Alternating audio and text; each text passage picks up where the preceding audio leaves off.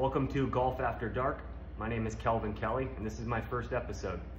Today we're going to be talking about how I believe the golf swing is very similar to a throwing motion. If you can throw a ball, in my opinion, there's no reason, if you understand the concepts, why you can't swing a golf club efficiently. The corresponding video, I'm going to be comparing myself to actually hitting a golf ball to myself throwing a ball down the range. I'll show you what that looks like before we move on to the next video.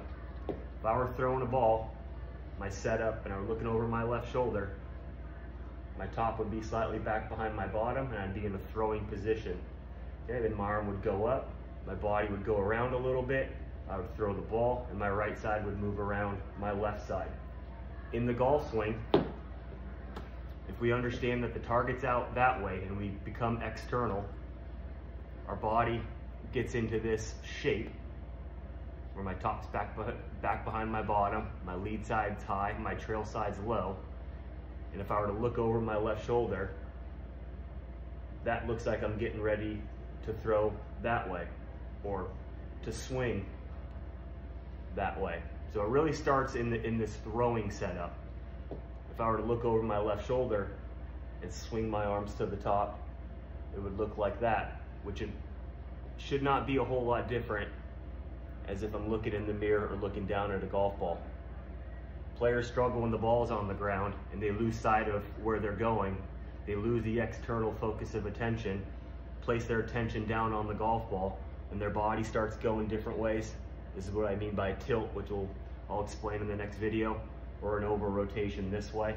Everything but a throw, which is designed to go towards the target. I'm always using the analogy that the golf swing is very similar to a throwing motion. If you can throw a ball, no reason why you can't swing a golf club efficiently. The top here is me throwing a golf ball out on the range today. I'm already in my, say, throwing angles. So I'll draw a line through my upper body, which is slightly back behind my lower body. Okay, my body shape looks lead side high, trail side low. Let's look at that compared to my golf setup. Left shoulder below the right, angled this way with my body. You also notice my top slightly back behind my bottom, just like my throw. Top, back behind my bottom. I swing my arm back to throw the ball forward, that direction. You'll notice my right arm goes up, my body goes around a little bit, and my body is in that throwing shape. No side bend, no tilt down towards the ground. My body has moved in a direction once again to go forward towards the target. Notice how my right arm has folded up. Now when I take it down to my golf swing, you'll notice my right arm folds up and my body goes around. When I redraw these lines, top, bottom, the upper body is very similar to a throw. Right arm, right arm. In fact, if I got rid of my head, these lines should be very similar.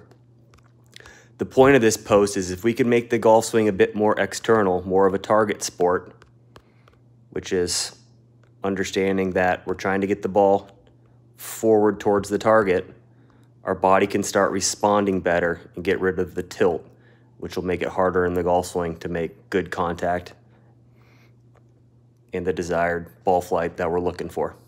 I will be doing these Golf After Dark videos in this setting or this arena because I'm a firm believer, as the research shows, that when you're making a swing change or getting to understand your swing, that it starts in the brain first. You're programming a new brain circuit or a new neural pathway, as opposed to the old saying of muscle memory, as our muscles don't have memory. It comes from the brain first and then into our muscles.